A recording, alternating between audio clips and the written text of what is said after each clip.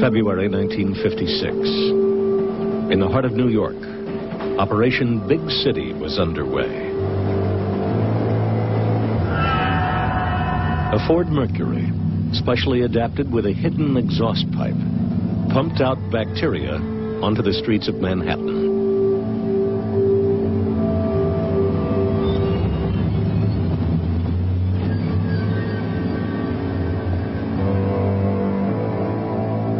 Undercover agents entered the city's subway system, their cases equipped with tiny motors, which covertly dispersed the bacteria Bacillus globuli.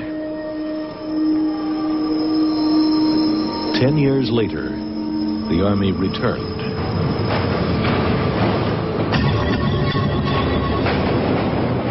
Light bulbs filled with bacteria were dropped in front of trains and down ventilation shafts to test how far the bacteria would spread through the subway system.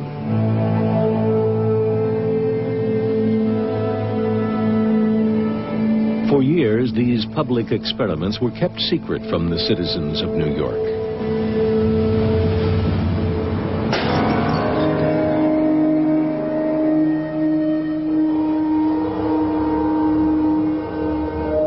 The Army faithfully filmed its own experiments.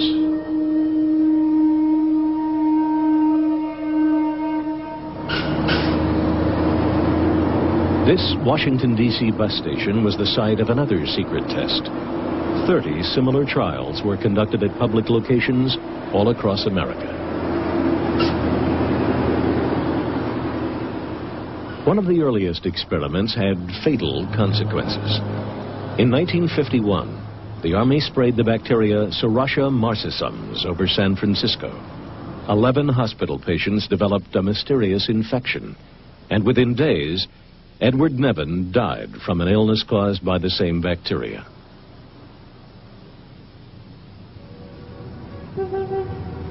In 1953, CIA employee Frank Olson leaped through his bedroom window on the 10th floor of this New York hotel.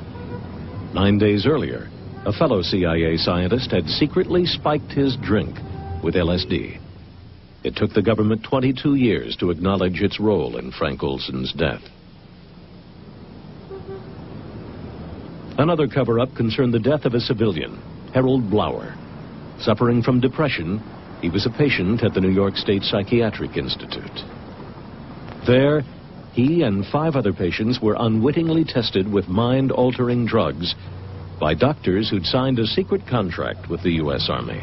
Again, it was more than 20 years before his family discovered the truth. In 1975, I was living in California with my 2 children. There was a knock on the door, and 2 people in uniform were at the door. They said they were from the Pentagon. They wanted to talk to me about the death of my father. And I told them that my father had been dead a long time. They came in and they told me that they had found papers at the Edgewood Arsenal in Maryland. And these papers had information about my father's death.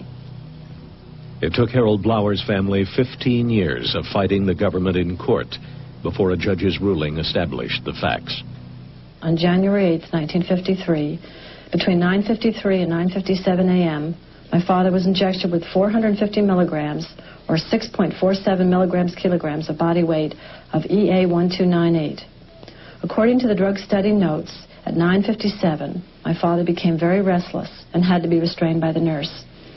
He began sweating profusely and flailing his arms wildly. At 10:01, he pulled up in bed, his body stiffened, his teeth clenched, and he began frothing at the mouth. Similar reactions continued for over an hour. My father was still talking and moving his legs randomly at 11:05. Finally, at about 1.5 hours after the injection had begun, my father lapsed into a coma. He was pronounced dead at 12:15 p.m.